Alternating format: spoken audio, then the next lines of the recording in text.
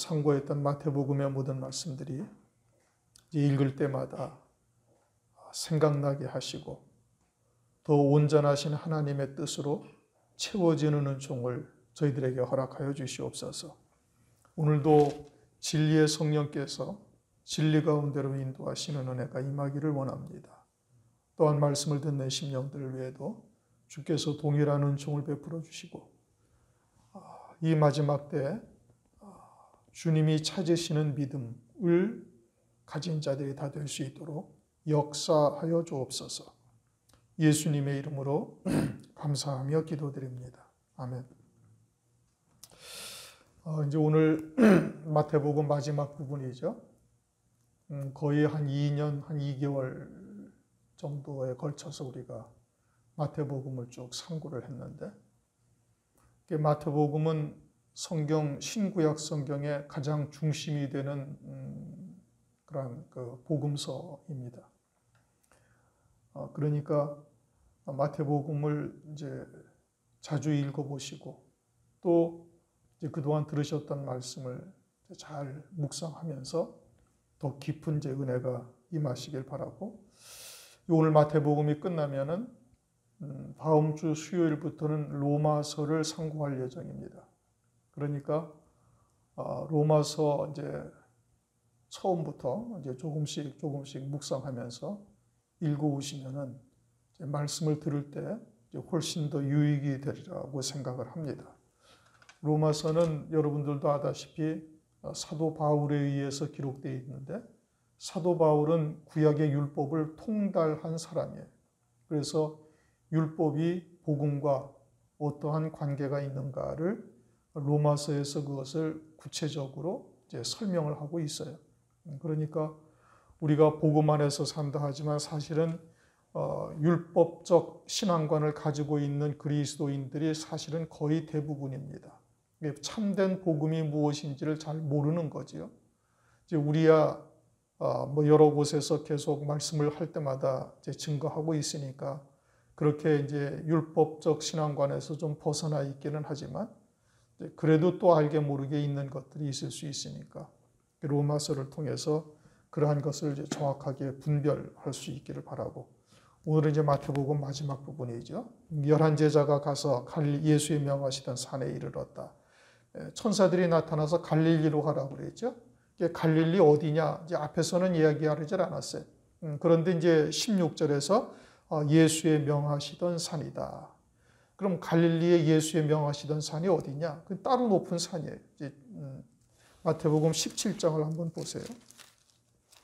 17장 1절을 보면 따로 높은 산에서 이제 주님이 부활의 영광을 제자들에게 보여주시잖아요. 엿새 후에 예수께서 베드로와 야고보와 그 형제 요한을 데리시고 따로 높은 산에 올라가셨더니 하면서 이제 9절을 보면은 저희가 산에서 내려올 때에 이제 산에서 내려왔어요. 그리고 14절에 보면 저희가 무리에게 이르매, 산에서 내려오셔서 무리에게 이르셨고, 그리고는 22절, 17장 22절을 보면 갈릴리에 모일 때라고 말씀하고 있어요. 그러니까 이 따로 높은 산이 어디에 있는 거예요? 갈릴리 호수 근처에 있는 거예요. 어떤 산이라고 정확하게 딱 말씀하고 있지 아니하지만 갈릴리라는 것은 분명한 것이고 호수 근처인 것이고, 그래서 갈릴리에 먼저 가신다라고 이제 천사가 이제 그 여인들에게 제자들에게 가서 말하라고 그랬죠. 그러면서 예수님이 그 명하시던 산에 이르렀다. 이 산이 어떤 산이에요? 따로 높은 산에서 부활의 영광을 보여주신 산이고, 이제 부활하신 후에 예전에 보여주셨던 부활의 영광의 모습을 그대로 다시 제자들에게 보여주시는 거예요. 그것은 제자들에게 보여주셨던 그와 같은 부활의 영광이 이제는 그들에게도 예비되어 있다는 뜻이고, 이제 주님의 뒤를 따라 그대로 따라오는 자가, 쫓아오는 자가 되어지면은 그와 같은 영광에 이를 것이다 라는 것을 제자들에게 다시 한번 확신시켜 준 겁니다. 그리고 오늘날은 우리들에게는 어떻게 이와 같은 영광을 알게 하셔요? 우리도 이제 따로 높은 산으로 어딘가는 가야 되는 것이냐, 남산을 갈 것이냐, 북한산을 갈 것이냐, 그것이 아니고 이제는 성령께서 성경에 기록된 말씀을 통해서 우리에게 깨우쳐 주시는 겁니다. 이제 사도행전 2장 17절에 말씀하고 있죠. 성령이 너에게 임하시면은 자녀들은 예언하고 젊은이들은 환상을 보고 늙은이는 꿈을 꾸리라. 이게 말씀을 통해서 성령께서 그와 같이 우리에게 하나님의 뜻을 깨닫게 하시는 것이죠. 그래서 우리도 그와 같이 따로 높은 산의 영광이 무엇인지를 깨닫게 하셔가지고 믿음으로 받게 하시고, 그리고 주님이 걸어가셨던 그 길을 제자들이 따라간 것 같이 우리도 끝까지 따라가는 자가 되어지면, 이제 남은 자죠. 남은 자가 되어지면 그와 같은 영광에 이를 것이라는 것을 우리에게 깨닫게 하시는 겁니다. 오늘날 이 마지막 때에 우리가 알고 있듯이 이제 환난 가운데 예수의 증거와 하나님의 말씀을 인하여 목배임을 받는 자, 이제 순교한 자가 되어지면 첫째 부활의 영광에 이르게 되는 것이고, 그것이 더 좋은 부활이고 따로 높은 산의 영광이고 장자들의 총회에 참여하는 것이고 만 왕 중에 한 왕이 되는 성도로서는 최고의 영광이요 그리스도와 함께한 후사가 되는 겁니다. 17절 예수를 배웠고 경배하나. 지금 그러면 부활하신 후에 주님께서 이것을 딱 보여주시는 이유가 뭐예요? 그것이 주님께서 십자가에서 죽임당하시고 부활하신 뜻이에요. 그것을 이루시기 위해서 그와 같은 고난을 주님께서 겪으신 것이고 제자들에게 그것을 딱 보여주시는 겁니다. 부활하신 후에 거기에서 보여주시는 것이죠. 17절 예수를 배웠고 경배하나 오히려 의심하는 자도 있더라. 이제 도마죠. 뭐 이미 알고 있듯이 도마인 겁니다. 그러나 사실은 도마만 그런 것이 아니라 우리도 온전한 믿음에 서 있지 못하다라면은 이처럼 의심하는 부분들이 우리 안에도 있다라는 것을 우리에게 나타내시는 겁니다. 우리가 부활의 신앙 말은 이제 쉽게 하죠. 그리스도 안에 완전한 새로운 피조물이요 새 생명으로만 사는 자다라고 고백을 하고 또 믿음의 결단을 하지만 사실 우리의 믿음이 온전히 거기에 이르렀다라고 스스로 장담하기에는 뭔가 부족한 것들이 있다는 말씀이죠. 그런 것이 다 이처럼 의심하는 부분들이고 믿음에 온전치 못한 것들이죠. 하나님께서는 이제 그와 같은 것들을 우리에게 빼내시려고 이제 여러 가지 연단을 하시는 겁니다. 쇠풀무와 같은 과정을 겪게도 하시고 또는 뭐 대적하는 자들을 일으켜 세워서 어마어마한 곤경에 빠지게도 하시고 여러 가지의 시험을 우리에게 하시는 거예요. 그런데 야고보서 1장 2절 이하에 보면 너희가 여러 가지 시험을 만나거든 어떻게 하라는 거예요? 온전히 기쁘게 여기라. 그러니 우리가 여러 가지의 시험 또는 하나님의 저울에 이렇게 달아보시는 역사가 있다는 것은 우리를 버리지 아니하셨다는 뜻입니다. 그러니 너희들은 어떻게 하라는 거예요? 온전히 기쁘게 여기고 하나님께 지혜를 구하라는 거예요. 왜 우리에게 이와 같은 시험 또는 연단의 과정이 임하였는지 부족한 것이 무엇인지 하나님의 지혜를 구하면은 한량없이 한없이 하나님께서 주시는 하나님께서 꾸짖지 아니하고 주시고 또 너희가 요동하지 아니하는 마음을 가져야 된다. 흔들리지 말아라 이겁니다. 그러면 주님께 얻기를 바라지 말라. 그렇게 말씀을 하고 있어요. 그러므로 우리가 도마처럼 의심하는 부분들이 있는지 우리 스스로를 돌아보고 그럼에도 불구하고 도마를 주님께서 끝까지 사랑하시는 겁니다. 그래서 나타나셔가지고 손가락에 내 손에 넣어봐라. 그리고 만져봐라.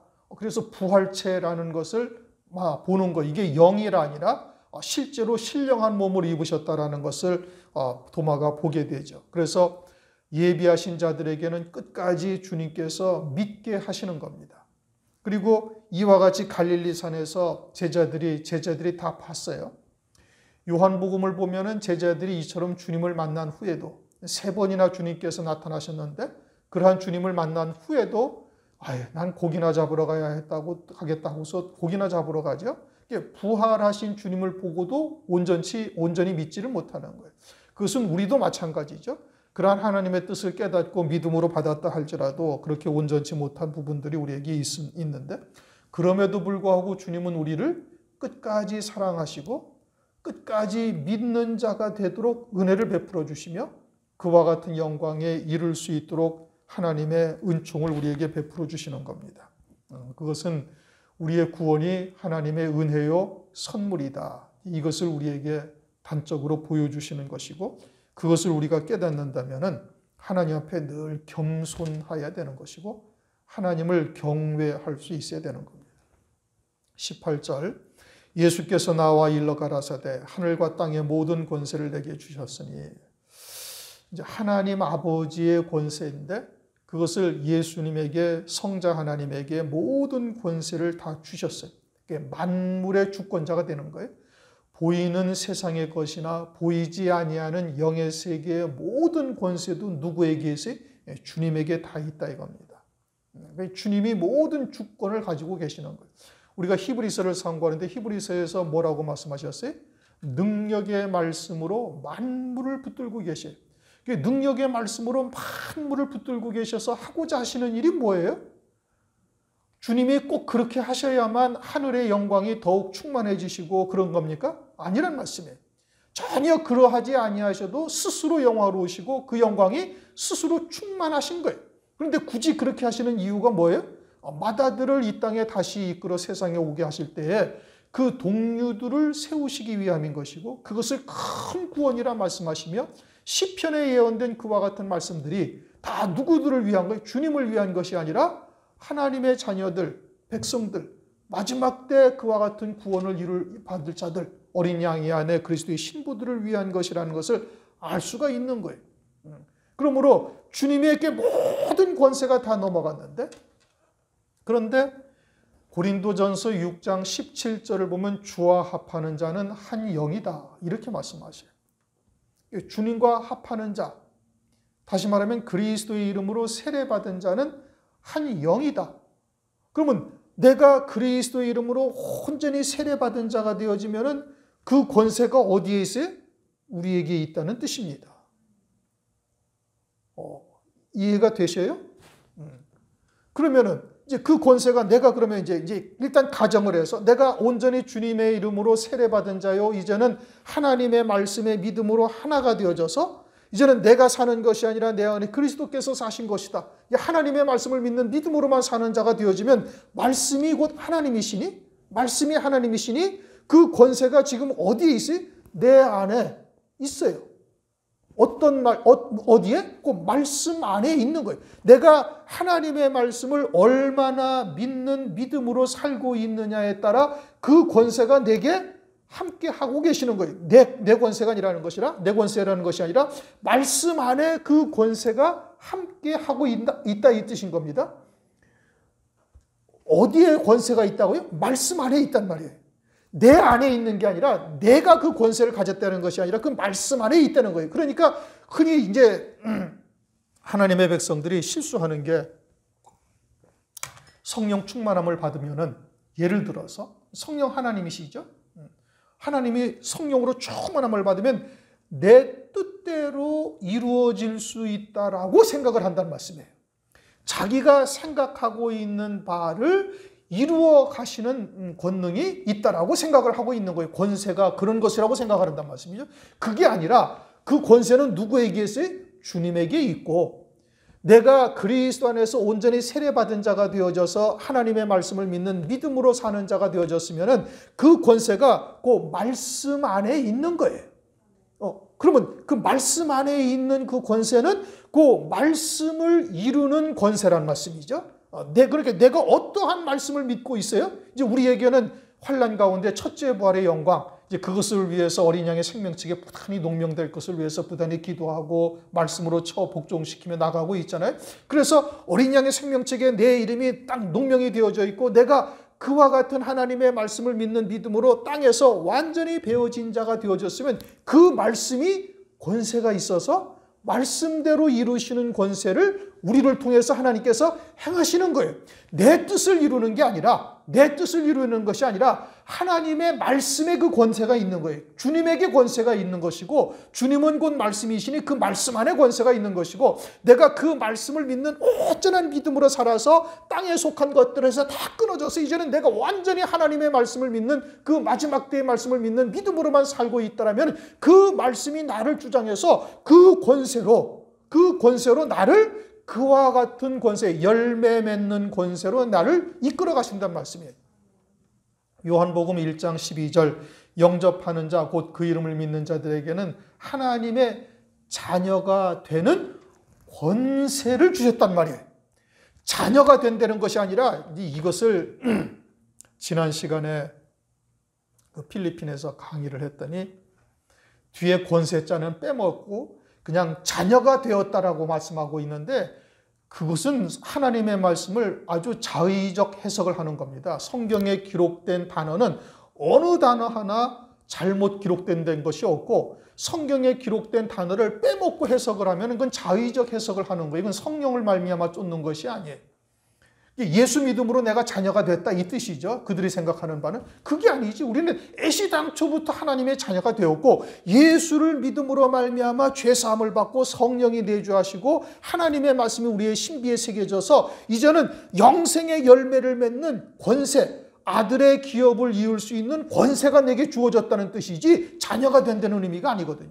그렇게 우리에게 하나님의 자녀가 되는 권세를 우리에게 하나님께서 주시는 거예요. 문제는 뭐냐? 문제는 내가 얼마나 그리스도의 이름 안에서 세례받은 자가 되어져 있고 하나님의 말씀을 믿는 믿음으로 사는 자가 되어졌느냐에 따라서 그 권세가 나타나는 거예요. 그리고 그 권세가 내게 있으면 그럼 어떻게 나타나요? 이제는 내가 그러한 하나님의 말씀을 증거해서 우선은 내가 산 자가 되지. 그래서 지옥의 권세에 내가 전혀 영향을 받지 않아요. 그렇죠? 이제는 마귀가 아무리 내가 지은 죄를 가지고 책망을 하고 너는 천국에 못 간다, 어른다 해도 나는 전혀 끄떡하지 않는단 말이에요. 그게 뭐예요? 그게 권세지. 죄책감에 시달리지 아니한단 말이에요. 영원한 속죄 구원을 받았다는 하나님의 말씀을 내가 믿고 있으니 그 말씀에 의해서 이제 죄책감에 시달리지 아니하고 죄를 지어도 하나님 앞에 물론 회개는 당연히 해야죠. 하나님 앞에 회개를 해야 되고 돌이켜서 발걸음을 믿음으로 옮겨야 되는 것이지만 그것으로 인해서 마귀의 정죄 비판하는 것에 우리가 실족하지 않는단 말이에요. 그러니까 내가 산 자가 되었는 거예요. 더더군다나 이제는 첫째 부활의 영광을 바라보면서 그리스도와 함께한 후사 새 예루살렘 상의 영광을 바라보면서 그것을 믿음으로 누리면서 세상의 미혹이나 세상의 권세를 이길 수 있는 힘이 내게 주어지는 거예요. 그래서 재물도 포기할 수가 있고 심지어는 육신의 목숨까지도 포기할 수가 있는 하나님의 나라의 영광을 위해서 버릴 수가 있는 자가 되는 거예요. 그게 뭐예요? 그게 권세지요. 내게 그 권세가 주어졌으면 이제는 그와 같은 말씀을 증거해서 다른 생명들도 그와 같은 권세로 마귀의 괴계를 능히 이길 수 있는 자가 되게 하는 거예요. 그게 주님이 권세를 받으신 것이고 그 권세가 주와 합하는 자가 아닌 나에게도 그 권세가 임하게 된 것이다 이 뜻인 겁니다. 무슨 얘기인지 이해가 되셨습니까? 그럼 여러분들에게 그 권세가 지금 있어요 없어요? 있지요. 있으니까 어떻게? 하나님의 말씀을 증거해서 다른 영혼을 살릴 수가 있는 거예요. 그게 내게 권세가 있다는 증거예요. 그게 마귀가 세상이 감당하지 못할 권세를 우리가 가진 자가 되는 거예요. 무슨 말씀인지 이해가 되셔야 되는 거예요.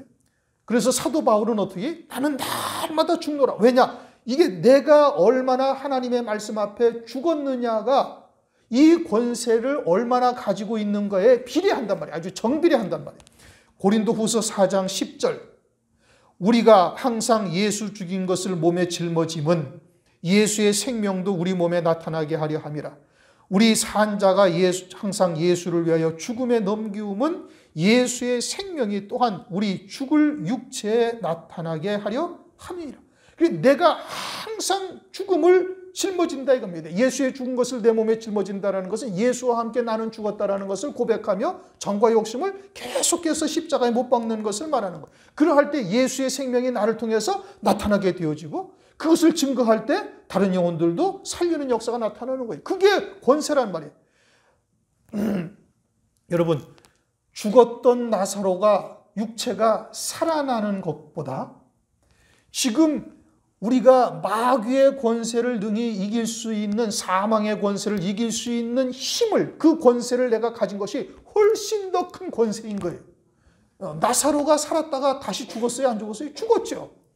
주님께서 말씀하시는 참된 권세는 영의 하나님의 나라에 대한 권세를 말하는 것이지 육체에 관한 것이 아니란 말씀이에요. 그러니 우리가 그와 같은 권세가 우리 안에 지금 있음에도 불구하고 그것을 누리지 못하는 것은 내가 믿음으로 화합치 아니한 거예요. 히브리서 4장 2절 우리에게 전한 복음을 믿음으로 화합치 아니함으로 그와 같은 권세를 누리지 못하는 것이 유익이 없는 것이죠. 그것이 믿음으로 사는 것이고 그것이 내가 사는 것이 아니라 내 안에 그리스도께서 사시는 삶이 되는 겁니다. 그러면 죽은 자를 살리고 소경을 눈을 뜨게 하고 문둥병자를 다 고치는 거예요. 그와 같은 자에게 온 자는 누구든지 다 소경은 눈을 뜨게 되어져 있고 누구든지 문둥병자는 다 치유함을 받고 죽은 자도 다 살아나는 역사가 반드시 나타나는 거예요. 오늘날도 이게 계속 이어지는 거예요. 그런데 그런 것을 지금 전부 다 무엇으로 봐요? 이게 육신에 속한 것으로 다 바라보고 있잖아요. 육에 속한 자들이기 때문에 그런 거예요.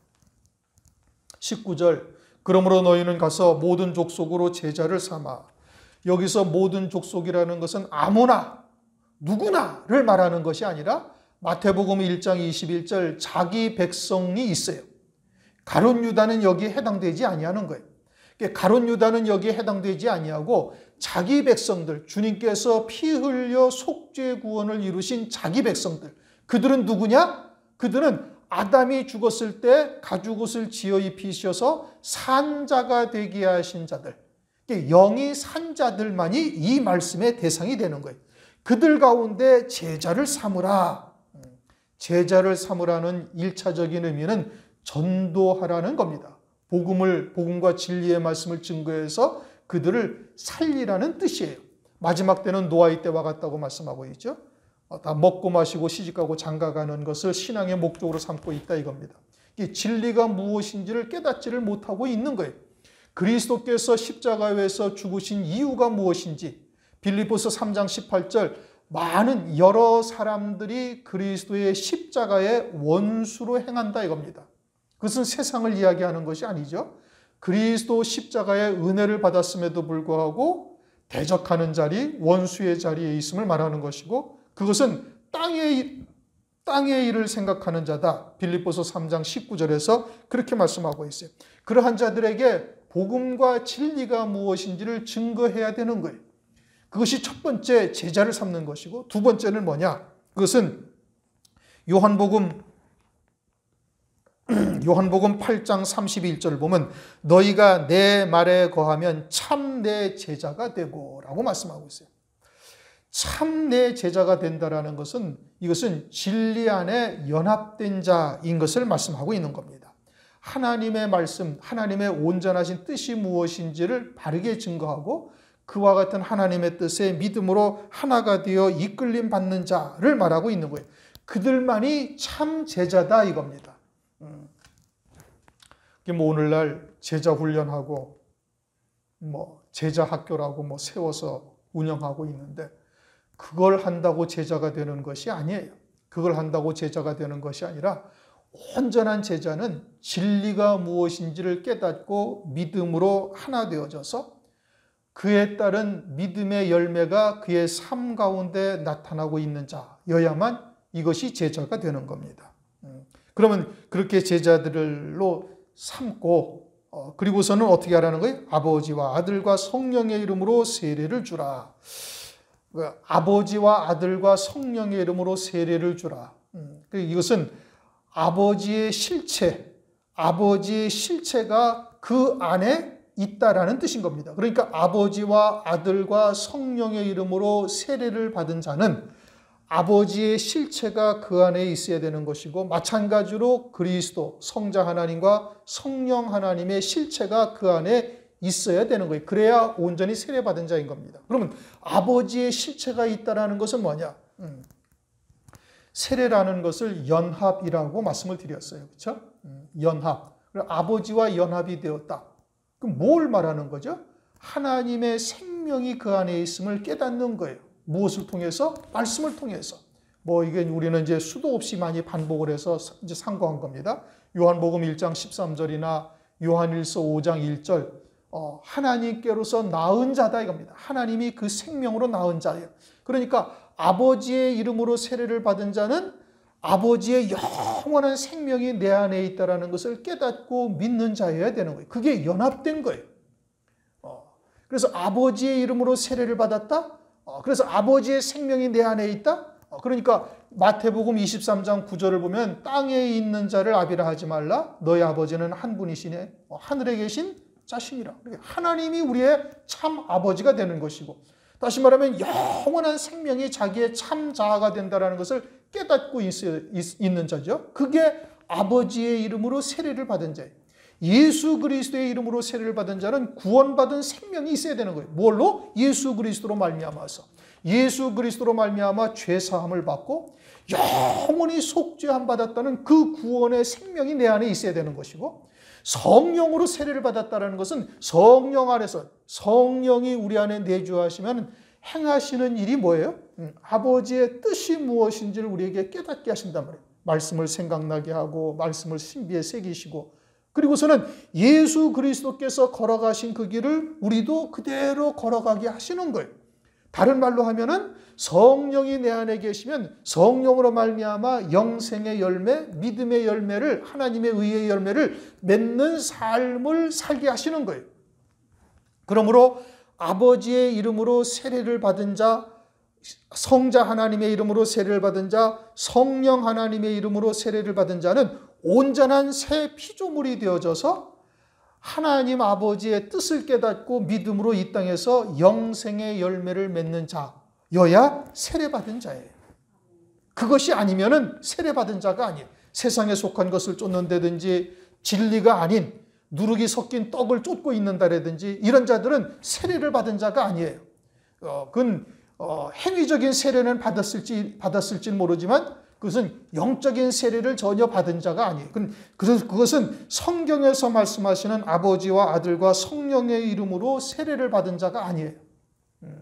아버지와 아들과 성령의 이름으로 세례를 받은 자는 아버지의 생명이 내 안에 있음을 깨닫고 가죽옷으로 구원받은 그 영의 산자라는 구원받은 생명인 것을 깨달아야 될 뿐 아니라 이제는 성령 안에서 아버지의 뜻이 무엇인지 진리가, 성령은 진리의 성령이죠. 그렇게 진리 가운데로 인도함 받을 뿐 아니라 그리스도께서 걸어가신 그 믿음의 길을, 순례의 길을 우리도 갈 수 있어서 가게 하셔서 성령으로 말미암아 하나님의 의의 열매, 성령의 열매를 맺는 자여야 이게 아버지와 아들과 성령의 이름으로 세례를 받은 자인 겁니다. 그러지 아니한 자는 세례받은 자가 아닙니다. 그러므로 오늘날 우리가 참으로 세례를 받은 자로서 그리스도의 것으로 교회의 일원으로서 합당한 자로 살고 있는 자인가 아닌가? 금방 분별이 되는 거예요.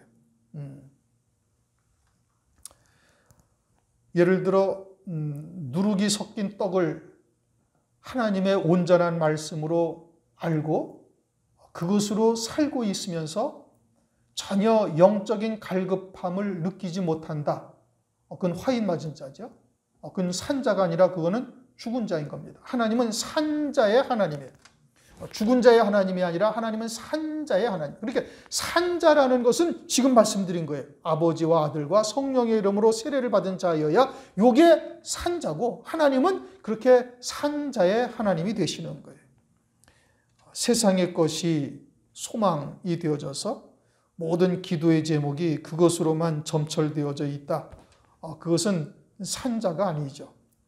로마서 8장 5절, 육신을 쫓는 자는 육신의 일을, 영을 쫓는 자는 영의 일. 여기서 영을 쫓는 자라는 것은 성령을 말하는 겁니다. 이렇게 육신과 성령을 대비해서 말하고 있는 거예요.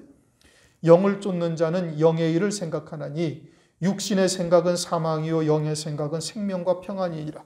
육신의 생각은 하나님과 원수가 되나니 이는 하나님의 법에 굴복지 아니할 뿐 아니라 할 수도 없음이니라. 이렇게 진리 안에 진리의 성령으로 말미암아 인도함 받고 있지 아니한 자는 육신에 속한 자들이고, 육신의 생각으로 하나님을 섬기는 있는 자들이고, 그들은 하나님의 법에 굴복치 아니할 뿐 아니라 할 수도 없다라고 말씀하고 있는 것이지요. 진정한 세례받은 자가 무엇이냐? 우리가 이제 바르게 깨달아야 되는 겁니다. 20절, 내가 너희에게 본부한 모든 것을 가르쳐 지키게 하라. 그래서 행위로서 지키라는 것이 아니라 믿음으로 연합되어져서 믿음의 열매를 맺는 것을 말하는 겁니다. 믿음으로 지키는 것을 말하는 거예요. 그래서 내가 분부한 것을 가르쳐 지키게 하라. 이렇게 말씀하고 있죠. 가르치라고 말씀하고 있어요. 요한 1서를 한 군데만 찾아보십시다. 요한 1서 2장 27절.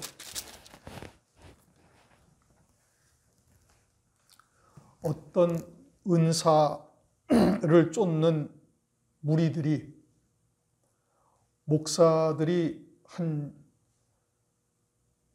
그들 얘기로는 한 1,500명 정도가 모인다고 합니다마는 거기서 이걸 가르칩니다. 요한일서 2장 27절 한번 읽어보십니다.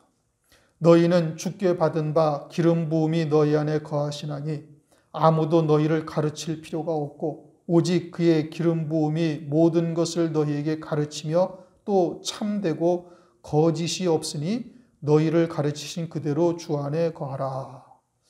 아무도 너희를 가르칠 필요가 없다. 왜? 기름 부음이 모든 것을 너희에게 가르친다. 성령이 모든 것을 가르치실 테니까 너희들은 아무도 누구에게 가르침을 받을 필요가 없다. 그저 성령 충만함을 받고 성경을 읽으면 하나님께서 너희들을 다 가르치신다. 이렇게 주장해요. 그런데 지금 마태복음 28장 20절에 뭐라고 말씀하셨어요? 내가 너희에게 분부한 모든 것을 가르쳐 지키게 하라. 제자들에게 뭐라고 말씀하셨어요? 가르치라고 말씀하셨어요. 그러면 요한복음 2장 27절 여기서 아무도 너희를 가르칠 필요가 없고 오직 그의 기름 부음이 모든 것을 너희에게 가르치며 또 참되고 거짓 것이 너희에게 가르치신 것 참되고 거짓이 없으니 너희를 가르치신 그대로 주 안에 거하라 하시는 말씀과 마태복음 28장 20절 말씀과 상충되잖아요. 무엇이 맞아요? 다 맞죠. 그런데 요한일서 2장 27절을 해석을 잘못한 것이에요. 주님은 분명히 제자들에게 내가 너희에게 분부한 모든 것을 가르쳐 지키게 하라고 말씀하셨어요. 하나님의 말씀을 가르치라는 거예요. 그러면 아버지와 아들과 성령의 이름으로 세례를 받고 제자들이, 그리고는 오순절 성령의 충만함을 입고, 그리고서 하나님의 뜻이 무엇인지 에베소를 다니면서 또는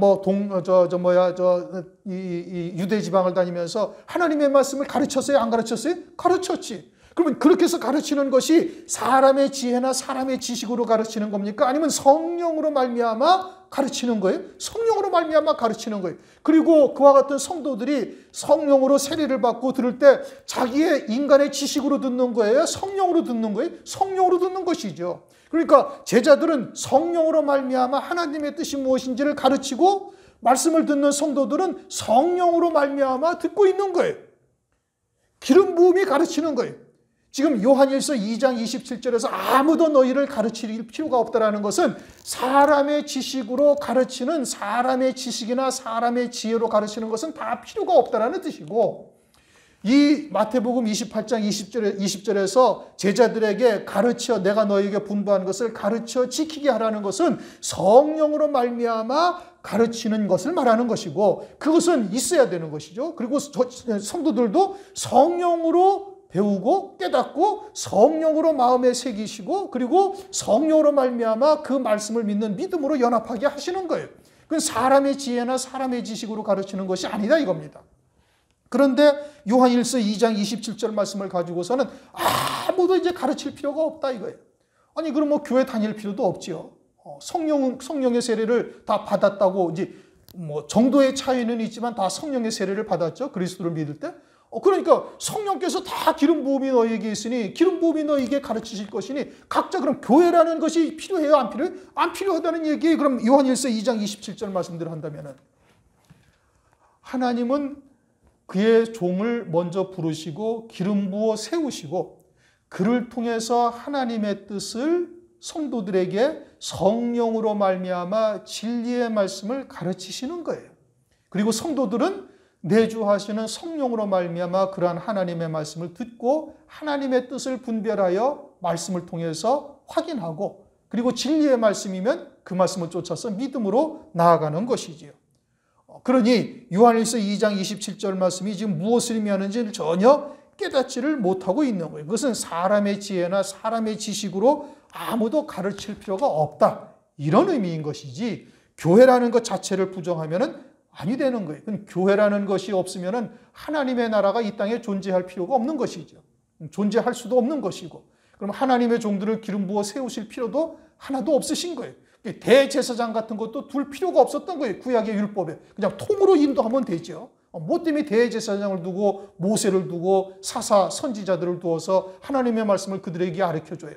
하나님의 신이 누구에게나 다 임하면 하나님 나라에 대해서 다 통달할 수가 있을 터인데 그러지 않으셨잖아요. 대제사장을 두고 선지자를 두고 사사들을 두셔서 이스라엘을 인도하신 이유는 다 뜻이 있는 거예요. 우리가 교회라는 것 자체를 부정한다면 그것은 성경 자체를 전혀 아주 아전인수격으로 해석하고 있는 것이기 때문에 그러는 겁니다. 그러므로 볼지어다, 시간이 다 됐으니까 볼지어다 내가 세상 끝날까지 항상 너희와 함께 있으리라. 이 세상 끝날이라는 것은 이 땅에서 이루시는 모든 구원의 마지막 천년왕국 때에도 주님께서 함께 하실 것이고 천년왕국이 끝날 때까지 주님이 함께 하신다 이겁니다. 무엇을 위해서? 그의 백성들의 구원을 위해서 그러시는 거예요.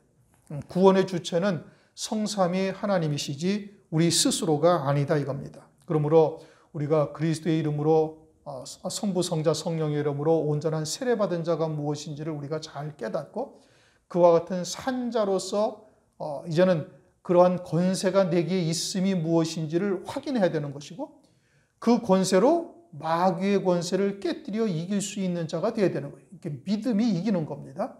세상을 이김은 이것이니 우리의 믿음이니라. 믿음이 이기는 거예요. 그 믿음이 있는 자가 하나님의 말씀을 증거할 때 다른 영혼들도 죽은 자가 살아나고 문둥병자가 치료받고 눈먼 소경이 눈을 뜨는 역사가 오늘날도 계속 이어지고 있는 거예요. 하나님의 말씀이 그대로 이어지는 겁니다. 제자들에게 그와 같이 문둥병자를 살리고 고치고 죽은 자를 살리며 귀신을 내어 쫓는 권세를 주셨잖아요. 마태복음 10장. 그 당시에 사도들 제자들에게만 주신 것이 아니라 그것은 오늘날 하나님이 보내신 종들에게는 그 권세가 계속 이어지고 있어요. 그 권세가 이어지고 있고 성도들에게도 그 권세가 있어요, 없어요? 있죠. 당연히 있죠. 하나님의 말씀을 믿는 믿음 안에서 우리가 살아갈 때 그 권세가 우리에게 임한 거예요. 그러니까 우리에게 그와 같은 악한 어둠의 권세가 때로는 생각으로 여러 가지로 우리에게 막 역사를 할 때 우리가 믿음으로 하나님의 말씀에 의지해서 내어 쫓으면 그냥 나가버리는 겁니다. 이런 것은 여러분들이 체험을 해봐야 살아계신 하나님의 권능을 이제 체험할 수가 있는 것이죠. 오늘 20절까지 이제 다 상고를 했습니다. 큰 줄거리는 이제 대충 다 상고를 했으니까 여러분들의 말씀을 늘 묵상하시고 이제 다음 주 수요일 날부터는 이제 로마서를 합니다. 로마서가 조금 딱딱하고 어렵죠. 어렵고 딱딱하고 그래요. 사복음서하고는 전혀 또 다른 이제 세계를 열어주시는 겁니다. 우리가 말씀을 묵상하고 기도하시고 그렇게 오시기를 주님의 이름으로 축원합니다. 기도합니다. 하나님 감사합니다. 오늘도 마태복음 이제 마지막 부분을 상고하면서 우리에게 이와 같은 권세가 임하여 있음을 다시 한번 깨닫게 하시고 믿음으로 누릴 수 있는 자 되게 하신 것을 감사를 드립니다. 그것을 그저 지식으로 상식으로 알고 있는 것이 아니라 오늘도 살아계신 하나님을 우리가 체험하고 또 역사하시는 하나님의 권능을 우리가 눈으로 목도하며 살아계신 하나님을 우리가 믿음으로 매일매일 승리하여 살아갈 수 있도록 은혜를 베풀어 주시옵고 이제는 마지막 때에는 세상이 감당할 수 없는 그 권세를 가진 자 될 수 있도록 역사하여 주옵소서. 감사를 드리며 예수 그리스도의 이름으로 기도드립니다. 아멘.